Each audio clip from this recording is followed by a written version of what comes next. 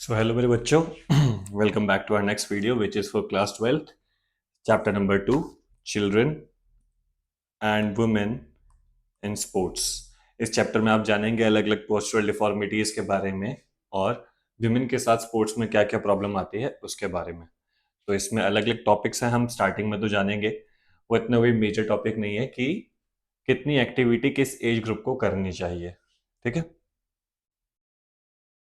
तो एक छोटी सी टेबल है जिसका स्क्रीनशॉट आप ले सकते हैं, क्योंकि इसमें ऐसा कुछ ज़्यादा समझाने वाला नहीं है। इसमें बेसिकली बस ये है कि एज के हिसाब से फिजिकल एक्टिविटी कितनी करनी चाहिए और उस इंसान की स्लीप कितनी होनी चाहिए। फॉर एग्जाम्पल यहाँ पे जैसे मैंने एक्सप्लेन किया है कि अगर 1 साल से छोटा बच्चा है तो हमें उसकी फ्लोर बेस्ड एक्टिविटीज़, है ना, फ्लोर पे तो खिलाएंगे, हवा में थोड़ी उड़ाएंगे इतने छोटे बच्चे को। फ्लोर बेस्ड एक्टिविटीज़ करवानी चाहिए और कम से कम उसको 30 मिनट टमी टाइम देना चाहिए। टमी टाइम से मतलब है कि पेट के बल वो उस एक्टिविटी को करे ताकि उसका कोर भी ट्रेन होता रहे, थोड़ा बहुत स्ट्रांग हो जाए आगे के लिए। और उसकी अच्छी खासी नींद होनी चाहिए जिसमें कि बहुत सारी नैप्स होनी चाहिए। ऐसे ही हमने दूसरे एज ग्रुप्स का भी किया है। ठीक है, तो इसका आप स्क्रीनशॉट ले लेना और एक बारी गो थ्रू कर लेना। इसके बाद आ जाते हैं पोस्चर पे। तो पोस्चर क्या होता है, किस तरीके से मैं खड़ा हूं, क्या मैं कर रहा हूं, क्या मैं किस चीज को कैसे कर रहा हूँ। इस जो मेरे हाथ में सामान है इसको अगर मैं इस साइड पे पकड़ूं या इस साइड पे पकड़ूं, है ना, पेन को मैं ऐसे पकड़ रहा हूँ या मैं ऐसे खड़ा हूँ या मैं सीधा खड़ा हूँ या मैं ऐसे करके खड़ा हूँ, ये सब पोस्चर का पार्ट है ना। पोस्चर बेसिकली एक अज्यूम्ड अलाइनमेंट है जो कि हम अपने हिसाब से अज्यूम करते हैं कि इस जगह पे मैं अपनी बॉडी को इस तरीके से करूंगा तो बिल्कुल बैलेंस रहेगी और सही रहेगी, तो उसको हम पोस्चर कहते हैं। Posture is defined as the attitude assumed by the body. मैंने यहाँ पे शब्द भी यूज किया है अज्यूम्ड। एक एटीट्यूड हमारी बॉडी अज्यूम करती है इधर with support during the course of muscular activity और as a result of the coordinated action performed by a group of muscles working to maintain the stability. तो हमारी खुद की मस्कुलर एक्टिविटी के सपोर्ट से या फिर उनकी कोऑर्डिनेटेड एक्शन परफॉर्म करने से। एक कोऑर्डिनेटेड एक्शन जब हम परफॉर्म करते हैं, जैसे हम वॉक कर रहे हैं तो चलने का भी एक पोस्चर होता है। कोई थोड़ा झुक के चलता है, कोई ऐसे टोस पे उछल के चलता है, सबका अपना अपना पोस्चर होता है चलने का भी। तो उन सबका जो एक मिला के एक आउटकम आता है उसको हम पोस्चर कहते हैं।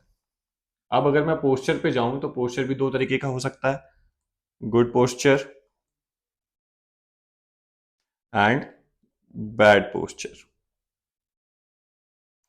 गुड पोस्चर माने जिसमें हमारी बॉडी प्रॉपरली बैलेंस्ड रहती है और कंफर्टेबल रहती है और वो हमारे किसी एक पर्टिकुलर जॉइंट पे अफेक्ट नहीं करता। जैसे हम खड़े हैं, सीधे खड़े हैं, ठीक है, अब ऐसे हम सीधे भी खड़े रहेंगे तो भी हमारे लोअर बैक पे थोड़ी देर बाद स्ट्रेन आने लगेगा, हमारे नीज में पेन होने लगेगा। तो सही तरीका क्या है कि हम बीच बीच में अपने वेट को शिफ्ट करें दोनों पाँव पे। लेकिन अगर मैं हमेशा एक पाँव पे खड़ा रहूंगा तो वो क्या करेगा, उस पाँव को कमजोर करेगा, उसको इंजर्ड कर सकता है क्योंकि उस पर बहुत ज्यादा स्ट्रेस आ जाएगा, तो वो बैड पोस्चर हो जाएगा। अब दो तरीके के पोस्चर होते हैं, एक होता है डायनामिक, एक होता है स्टैटिक। डायनामिक बेसिकली जिसमें आपकी मूवमेंट इन्वॉल्व हो, स्टैटिक मतलब जिसमें आपकी मूवमेंट नहीं है। फॉर एग्जाम्पल अगर मैं सीधा खड़ा हूं तो इट इज स्टैटिक, आप कोई मूवमेंट नहीं कर रहे। लेकिन अगर इसमें मैं डांस करने लगूं या वॉक करने लगूं या रनिंग करने लगूं, दैट वुड बी डायनामिक। तो स्टैटिक से याद रखना एक स्टेट में रहना, स्टैटिक से याद रखना एक स्टेट में रहना, वो स्टैटिक कहलाता है। आप जब अपनी डेली लाइफ में ऑब्जर्व करेंगे तो अलग अलग लोगों के आप अलग अलग पोस्चर देखेंगे और अलग अलग अलाइनमेंट भी देखेंगे। किसी के आप कंधे थोड़े से झुके हुए देखेंगे, किसी का एक कंधा ऊपर, किसी का एक कंधा नीचे देखेंगे, आपका पुष्पराज, है ना। किसी के आप घुटने देखेंगे आपस में जुड़े हुए हैं, तो किसी के घुटनों में बहुत ज्यादा गैप है। तो ये अलग अलग पोस्चर डिफॉर्मिटीज होती हैं जिनको हम कहते हैं कॉमन पोस्चरल डिफॉर्मिटीज। यहाँ पे डिफॉर्मिटीज वर्ड छुप रहा है मेरे कर्सर की वजह से, तो मैं यहाँ पे लिख देता हूँ डेफॉर्मिटीज। ठीक है, तो इसमें 3 तो हमारे लोअर बॉडी से रिलेटेड है, 3 हमारी अपर बॉडी से रिलेटेड है। ये जो मैंने अलग से लिखे 7 नंबर, ये भी अपर बॉडी की है, लेकिन ये तीनों आपस में आसपास है, ये तीनों आपस में आसपास है, ये इनके पास ही है लेकिन थोड़ा सा अलग जाता है, इसलिए मैंने इसको अलग लिखा है। तो सबसे पहला होता है नॉकनीज, नीज आ रहा है तो घुटनों से रिलेटेड है। दूसरा है बोलेक्स, ये भी नीज के पास से ही है। फ्लैट फुट, ये फुट पे आ गया।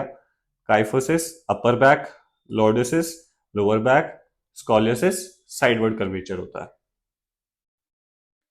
स्कॉलियोसिस साइडवर्ड कर्वेचर होता है। और राउंड शोल्डर ये शोल्डर्स में आता है, जब हमारे शोल्डर्स आगे की तरफ राउंड हो जाते हैं। ठीक है, तो अब मैं इनको थोड़ा डिटेल में पढ़ाता हूं, क्योंकि ये एग्जाम में बहुत इंपॉर्टेंट है, ये आता ही आता है। सबसे पहला है नौकनी। आप इस इमेज में देखेंगे जैसे नॉर्मल है, यहाँ पे बीच में गैप है, लेकिन नॉकनीज होते हैं तो ये गैप खत्म हो जाता है, ये नीज यहाँ से आपस में टकराते हैं, और जिसकी वजह से यहाँ पे ज्यादा गैप आ जाता है, दोनों एंकल्स के बीच का गैप बढ़ जाता है। देखो यहाँ पे कितना कम गैप है और यहाँ पे कितना बढ़ा हुआ गैप है। इसका जो दूसरा नाम है वो गेनु वेलगम भी है। गेनु वेलगम। याद कैसे रहेगा, इसमें एक वर्ड आ रहा है गम। गम का मतलब चिपकना, तो उससे याद रहेगा कि जब दोनों घुटने आपस में चिपक जाते हैं तो उसको हम वेल गम कहते हैं। ठीक है, उसको हम नॉकनीज कहते हैं, वेल गम कहते हैं। होता क्या है, अर्ली चाइल्डहुड में काफी कॉमन है ना, और इंजरी या फिर इन्फेक्शन की वजह से भी हो जाता है, लीड कर सकता है रिकेट से, या फिर विटामिन डी की कमी से भी होता है, कैल्शियम की कमी से भी होता है, ओबेसिटी से भी होता है। आप देखोगे काफी मोटे लोग जो होते हैं उनके नीज आपस में ऐसे,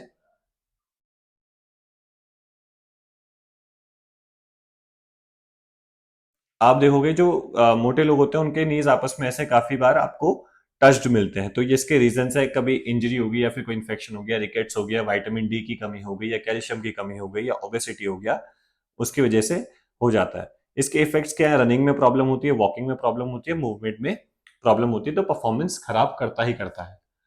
ठीक कैसे किया जा सकता है, करेक्टिव मेजर्स क्या है, ठीक कैसे किया जा सकता है? लेग रेस करने चाहिए, बैठ के या लेट के। लेग रेस होता है जब जमीन पे लेट के ऐसे पाँव को जमीन से ऊपर उठाते हैं, वो लेग रेस होता है। गौमुख आसन, ठीक है, गौमुख आसन होता है, ये मैं अगला चैप्टर पढ़ाऊंगा तो उसमें आसन सारे ही होंगे। ठीक है, अपने फुट की आउटर एज पे चलना, जैसे पाँव है तो इसका जो आउटर एज है इस पे चलना, इससे क्या होगा, यहाँ पे डिफरेंस बढ़ेगा पाँव के बीच में। ठीक है, तो आउटर एज पे चलना। हॉर्स राइडिंग, उससे क्या होगा, घुटनों के बीच में गैप बढ़ेगा, और अपने लेग्स के बीच में पिलो रख के सोना। तो ये तो हो गया आपके, तो ये तो हो गया आपके नॉक नीज के लिए। अब आ जाते हैं बो लेग्स पे। बो लेग्स उसका एकदम अपोजिट है, उसमें क्या था, दोनों नीज आपस में जुड़े हुए थे, है ना, और यहाँ पे गैप ज्यादा था। इसमें क्या है, देखो यहाँ पे गैप ज्यादा है और फुट जुड़े हुए हैं, तो इसको कहते हैं गेनु वेरम। इसका दूसरा नाम है गेनु वेरम। याद कैसे रहेगा, जब कोई आदमी रम पी लेता है तो कैसे चलता है, पाँव चौड़े करके लड़खड़ा के चलता है ना, वैसे याद रहेगा। ठीक है, गेनु वैरम, जिसमें पाँव खुल जाते हैं और एक बो का पोज देते हैं, बो का पोज देते हैं, शेप लेते हैं। ठीक है, इससे कोई ज्यादा प्रॉब्लम नहीं होती परफॉर्मेंस में, बस थोड़ा एम्बैरेसिंग हो जाता है किसी के लिए भी गेनु वैरम या फिर बोलेक्स, तो ये उससे रिलेटेड है। आउटवर्ड कर्वेचर है ये नीज का। ठीक है, जिसमें कि हमारे एंकल ज्यादा पास रहते हैं, एकदम अपोजिट हो गया नोक नीज का। विटामिन डी की कमी से होता है, फोस्फोरस की कमी से होता है, कैल्शियम की कमी से होता है। ठीक है, और जिनके होता है वो कई बार क्या करते हैं, वो अपने टोस को पॉइंटेड अंदर की तरफ करके चलते हैं, अपने टोस को अंदर की तरफ पॉइंटेड करके चलते हैं, जिसको हम पीजन टोस भी कहते हैं, और इससे आगे जाके एथराइटिस हो सकता है अगर ज्यादा बढ़ जाए तो। करेक्टिव मेजर्स क्या है, ब्रेसेस यूज करना, या फिर मॉडिफाइड शूज यूज करना, या फिर जैसे उसमें हम आउटर एज पे चल रहे थे, यहाँ पे हम इनर एज पे चलते हैं पाओ की, ताकि नीज के बीच का गैप कम हो जाए। तो ये हो गया बोलेक्स। अब आ जाते हैं फ्लैट फुट।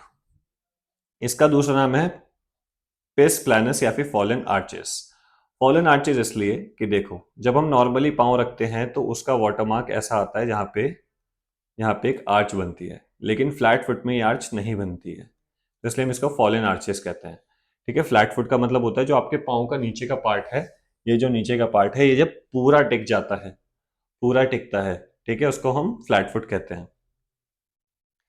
ठीक है, होता कैसे है, वाटर प्रिंट टेस्ट से होता है, पाँव को पानी में डुबोया और किसी पेपर पे या किसी किसी जगह पे रखा जहाँ पे उसका प्रिंट आ सके।